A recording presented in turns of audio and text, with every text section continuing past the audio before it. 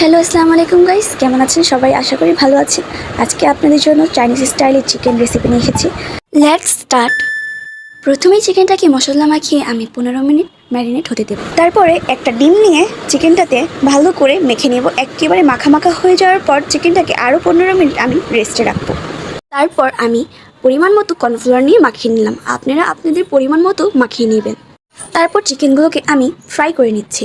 এখানে ফ্রাই বেশিও না কমও না, একেবারে পারফেক্ট হতে হবে। ঠিক এরকম দেখতেই পাচ্ছেন যে চিকেনগুলো কত সুন্দর ফ্রাই হয়েছে, তেও বেশ লোভনীয় হয়েছে। চিকেনগুলোকে আমি উঠিয়ে আলাদা করে একটা প্যানে রেখে দিয়েছি। চিকেন ফ্রাইয়ের অবশিষ্ট তেলে আমি রসুন কুচি আর পেঁয়াজ কুচি দিয়ে দিলাম।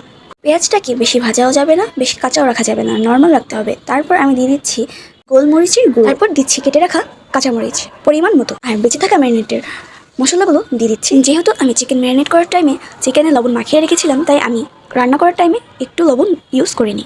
তারপরে দিয়ে দিচ্ছি 3 টেবিল চামচ সস।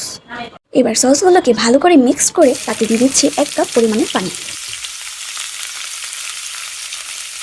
তারপর ফ্রাই করা চিকেনগুলো আমি এটার সাথে মিক্স করব একেবারে ভালো করে, যেন প্রত্যেকটা চিকেনের সাথে ভালো করে মিক্সড হয়ে যায় সস রান্নাটা।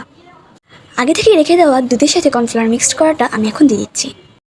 এখন এটাকে ভালো করে মিক্সড করে নাড়াচাড়া করে আমি কিছুক্ষণ 15 মিনিট ঢেকে রেখে দিব। ফাইনালি শেষ হয়ে গেল আমাদের চাইনিজ স্টাইলের চিকেন রান্নাটা। দেখতেই পাচ্ছেন কতটা ইয়ামি দেখা যাচ্ছে। এটা আসলে খেতেও খুবই ইয়ামি হয়েছে। আপনারা সবাই এটা ফ্রাইড রাইস বানিয়ে খেতে পারবেন। অন্য একটা ব্লগে আমি আবার থাকছি আজকে এখানে। আশা করি সবাই ভালো থাকবেন। আল্লাহ হাফেজ।